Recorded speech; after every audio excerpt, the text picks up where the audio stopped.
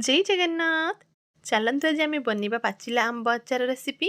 प्रथम मु आंब को भल भाव धोईकी काटी नहीं ता देहरु एभली भाव में सब चुपा को काढ़ी नेली। एबे बर्तमान आंब तो सीजन चली निहाती आंबर मजा नवा। मु प्रथम गैस को ऑन करके से गोटे कड़ई बसई नहीं। कड़ई ताती सारा पर मु सोरिष तेल को से दे देइछि। एबे तेल ताती गलानी से आम ऐड करबा पंचु फुटण। मुझे फ्रेश भुसुंगा पत्र को छिड़ेकी दे देइछि। एबे मु से सुखिला लंका काटिकी रखिथिया पियाज भल भाव में भाजी हो सारा पर से मु बाटिकी रखिथिबा सोरिष बटा को दे देइछि। एबे भल भाव में मिक्स करनेली।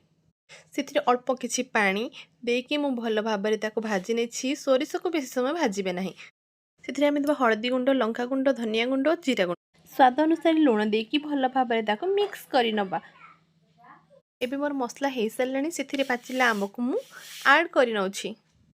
आंब को मु भल भाव में मिक्स कर नहीं। देखंतु एबे आमे एथिरे गुड़ को ऐड करबा। आपण माने चाहिए पानी गुड़ मध्य नहीं पारिबे। गुड़ देहर एबे वर्तमान पानी बाहरी गला से मु अल्प किछि पानी देकी ताको भल भाव में फुटै नौछि।